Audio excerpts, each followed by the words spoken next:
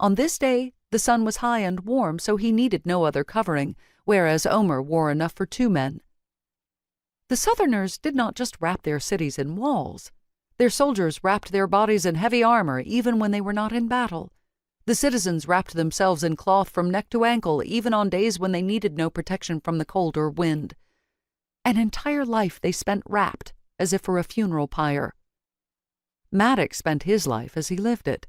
For a full turn of the moon he had been traveling, so he was dressed to ride. He did not anticipate a fight, so he wore no armor, and his chest was bare, aside from the leather baldric slung across his shoulder to carry his sword. No black paint darkened his brow. The only silver upon his fingers was the family crest circling the base of his thumb. He tucked away the razor-tipped claws that would drip with blood by the end of a battle.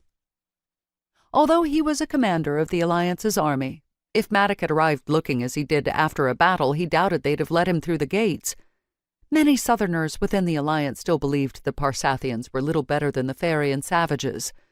The riders were still called raiders and thieves, and uncivilized. Maddek had never known the raid. By the time he'd been old enough to mount his first horse, the alliance between Parsathe and the southern realms had been firmly established.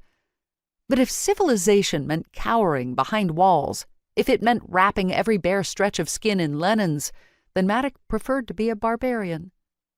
In a god's age, when their civilized walls were crumbling to dust, when the names of their civilized cities were forgotten, Parsathian seed would still grow strong amid the ruins. Omer gave Maddek's bare chest a despairing glance before sighing and continuing across the marble floor inside the tower's entrance. In silence they walked until they reached the anteroom outside the council's chamber.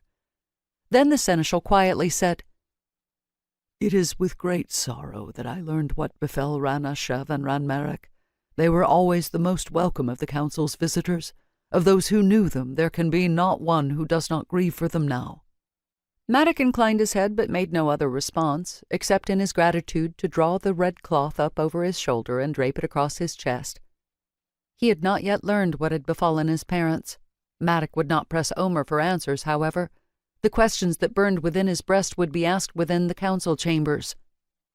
Nothing had been left unasked or unsaid between mother and father and son. Every Parsathian warrior knew life was too uncertain to leave important words unspoken. And since leaving the lave, much time had Maddek to think upon what came next, beyond answers and, if needed, vengeance. To think upon what his parents would have wanted of him. When Maddek had last seen them, his queen and king spoke of finding him a bride and of strengthening the alliance between Parsathe and the southern realms. Nothing was left unsaid, but there was much left undone. So, Maddek would see it finished in their stead.